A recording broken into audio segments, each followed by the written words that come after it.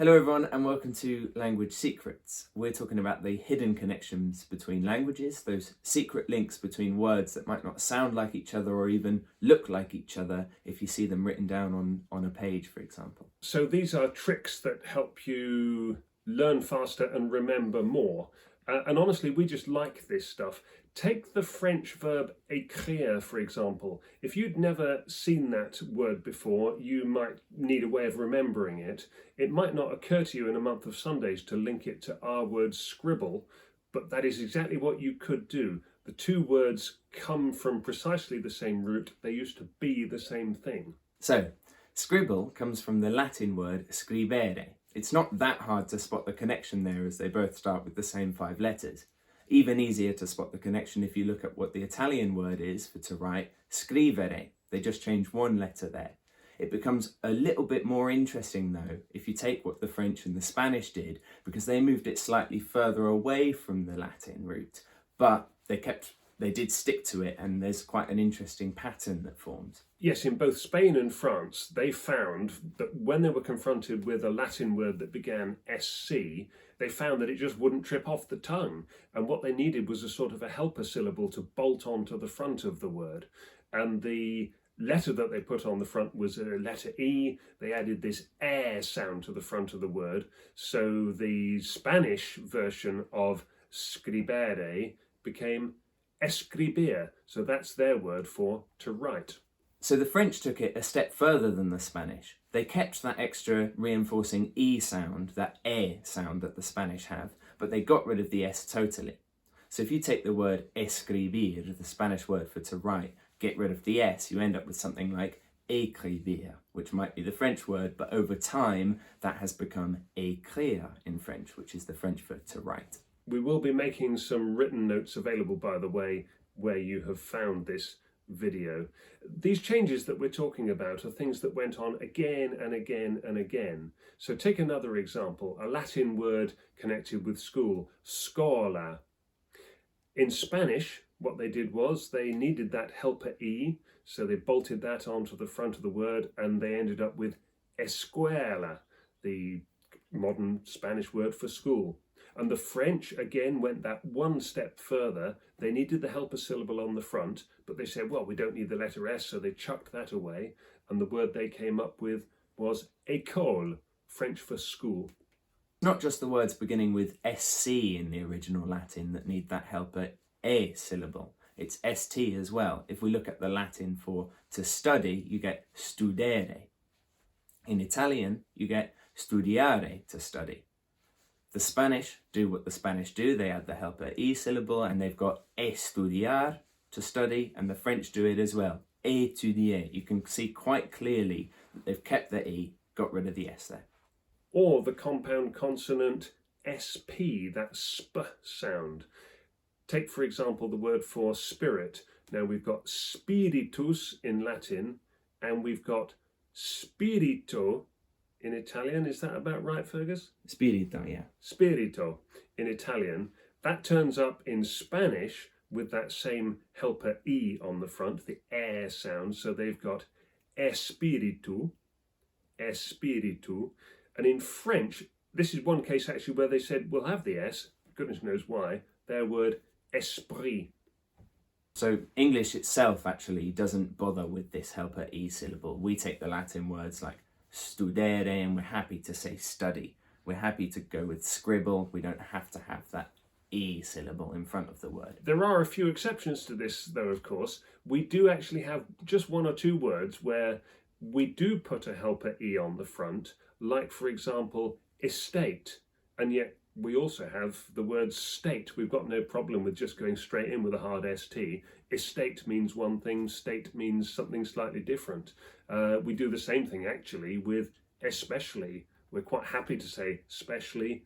We're also happy to say especially. So not something that we're especially sort of committed to. If you see what I did there. Yeah, nice one. So we do find this interesting to look at from a linguistic point of view, but it is actually helpful as well. If you look at a French or a Spanish word that does start with E, quite often you can reverse engineer it by just getting rid of the E, and then you can see what the word how the word relates to our English word. If you take, for example, the word escaldar, which you can see on the screen, and you get rid of the E at the start, because you know that the Spanish like to shove it there, you suddenly see how it relates more with our word scold, and that can help you figure out what the word means. Espada? Espada, another good one. Look at the word espada. Doesn't really look like our English word for spade, but if you knock off the E, it suddenly looks more like that. In French, you have to look a little bit harder. There are lots of words in French which start with an E, probably an E with an acute accent, E, and then go straight on to a C or a P or a T. Now, when you see that, that is a clue that it's worth trying to reverse engineer it. Put the S in that the French got rid of, then drop off that first E, and a word like école suddenly is very close to our word school. A word like état, you're arriving at something pretty like our word state. Étranger, you're looking at stranger there, nice straightforward transition. Or épouse, spouse. Or even épicier, knock off the E, put the S in, and you're not a million miles away from our word spice. Épicier grocer, somebody who sells spices. Okay, so let's take a little sidebar here and just talk about a bit more generally how the French like to drop their S's in their words. They either do it, they just drop the sound, and you see this quite a lot in French, sort of one of the key bits of French pronunciation. Quite often you just don't say the S, like in Paris, for example. You've got it written there. We would say Paris, but they drop it in total. But there are times when they just drop it in the written language as well, like étranger and the words we've been looking at. Interestingly, lots of the time they do this, they help you visually in the written word by adding a circumflex there, one of those little chapeau hat things on top of the vowel sound. If you look at the French word hôtel, for example, and you add in an S there, it becomes hostel. Quite clearly related with our word hotel, hostel, they're very similar words. If you look at hôpital and you do the same thing, it's much more obvious then, it becomes hospital. It's essentially a very near cognate. Chateau is another example, bit less obvious there. You take the word chateau, you add in an S, it becomes sort of casteau, similar to our word castle. And another final example, if you look at the French word côte, which I would say is not really a cognate, not really a near cognate, but if you do add that S after the O with the circumflex, you end up with something like coast, which is much more similar to our word coast. It follows from what we're saying that French has migrated farthest from the original Latin than Italian or Spanish has, and perhaps not surprisingly, Italian has stayed closest of all to the original Latin. It's kind of still on the home turf, as it were. And this can mean that when you see a French word of Spanish origin, maybe a French word that's actually quite closely connected to an English word, it can just be all the harder to recognise it in French because of the changes that the French have made. So as an example, take our word for feast. In Italian, you've got festa, and in Spanish, you've got fiesta. Very similar words, but the French, they get rid of the S again and it becomes fête with that circumflex. Looks very different from our English word. And sounds it.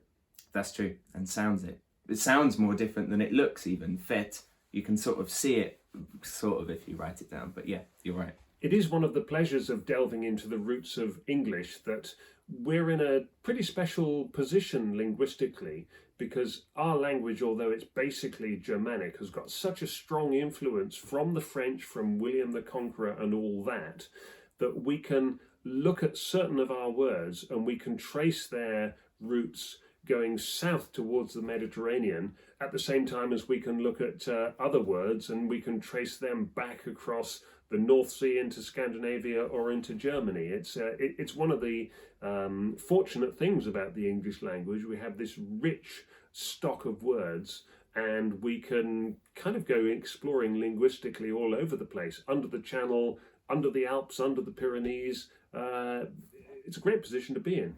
Okay, so that's probably enough when we're talking about letter combinations SC, ST, and SP. In other conversations, we'll talk about other Latin words and how they formed. We probably will talk a bit more about Italian as well. We've mainly focused on French and Spanish today, maybe even a bit of Portuguese, although none of us really know anything about Portuguese. So we'll give it a go, maybe. I think it's fair enough. You can't know everything. The danger with the Portuguese in particular will be the pronunciation, because I think we would need months to get a sort of reliable Portuguese pronunciation thing up and running. But you can't know everything. And in a sense, what we are doing here is refusing to stick to our lanes. We're deliberately sort of swerving outside. We're refusing, in a sense, to be pigeonholed into language silos. Because, don't let anybody tell you that you only know one language or you only know two languages, because that, as we say in Old English, is complete bollocks. Hopefully you've enjoyed Language Secrets. You'll find notes about what we've been talking about and the spelling of all the words in the description box. Essentially, we're just going to be talking about interesting linguistic facts. Speaking of, have you got a favourite one or an interesting one to end the video on? I do, actually, and I found this out not very long ago, and I was really chuffed. It was a real light bulb moment about the Spanish word quizás. Odd little word, never seemed to me like it related to anything else in Spanish, obviously, meaning maybe or perhaps. Yeah. And it turns out that in Old Spanish, quizás it simply was two words meaning qui sabe, who knows. And as soon as you spot that, you think, well, quizás is actually a very short step away from qui sait in French, who knows, and just like, oh, duh. Yeah. Kind of obvious, don't know why I didn't spot it.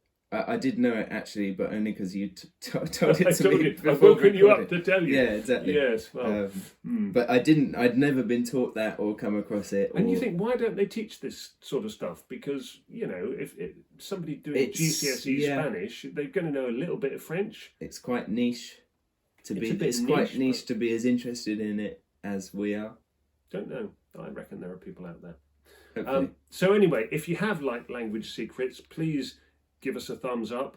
If you think you can correct any of our facts or our pronunciation, please feel free to leave us a comment, and perhaps most importantly of all, share this if you have liked it with any other linguaholics that you may happen to know. Thank you for watching.